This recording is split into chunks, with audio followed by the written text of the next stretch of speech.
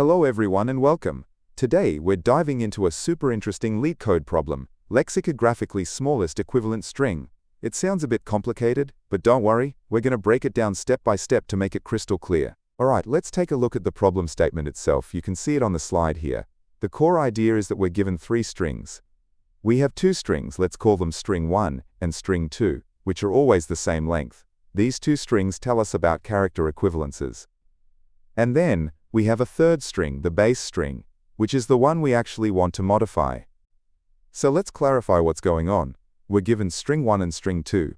For every position, say I, the character at string 1 at I is considered equivalent to the character at string 2 at I. This isn't just a simple one-to-one mapping though. These equivalences follow the standard rules of an equivalence relation. First, a character is always equivalent to itself, which is reflexivity. Second, if A is equivalent to B', then B is also equivalent to A'. That's symmetry. And most importantly, if A is equivalent to B' and B is equivalent to C', then A is also equivalent to C'. This is transitivity, and it means characters can form groups where all members are equivalent to each other. Our ultimate goal is to take our base string and transform it. For every character in the base string, we need to find its entire group of equivalent characters, and then replace that character with the smallest character in that group, alphabetically. We want the resulting string to be the lexicographically smallest, meaning it should come first in dictionary order among all possible equivalent strings. Let's walk through an example to really see how this works. Imagine we have string 1 as Parker, string 2 as Morris, and our base string as Parser.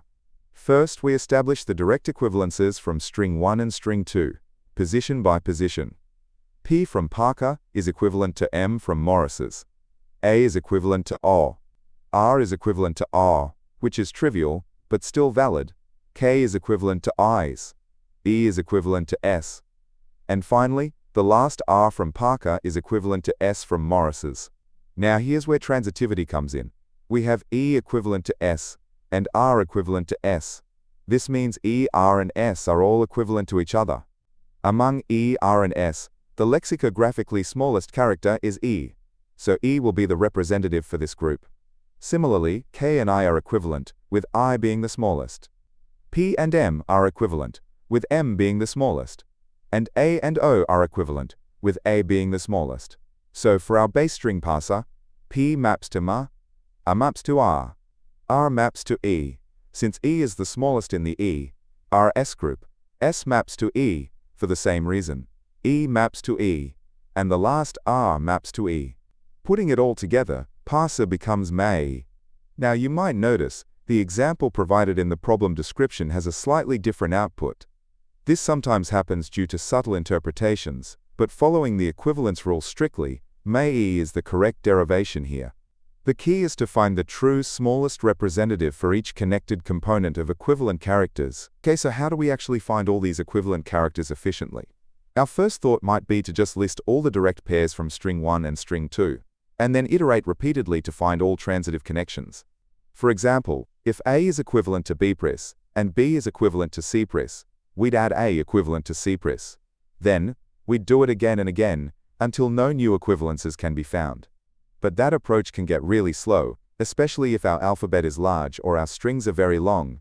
Imagine trying to check every possible pair, and then expanding connections. It might be something like big O of alphabet size squared times the length of the strings, which is not efficient for larger inputs. We need a more elegant solution. This type of problem, where we need to manage groups of connected or equivalent items and find a representative for each group, is a perfect fit for a data structure called Disjoint Set Union, often abbreviated as DSU. It's also known as union find.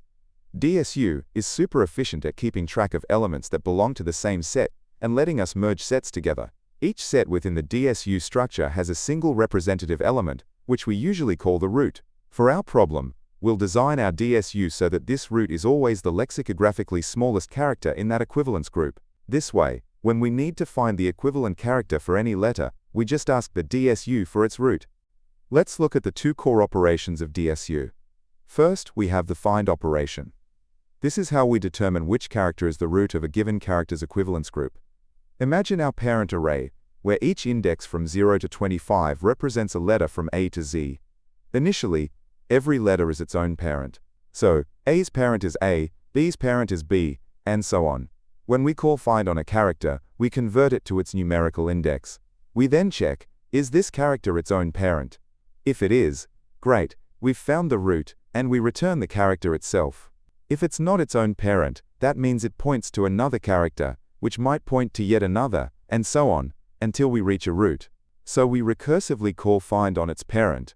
Crucially, as we come back up from the recursion, we perform something called path compression. This means we directly update the original character's parent to point straight to the true root. This flattens the tree, making future find operations much faster. Next up is the union operation.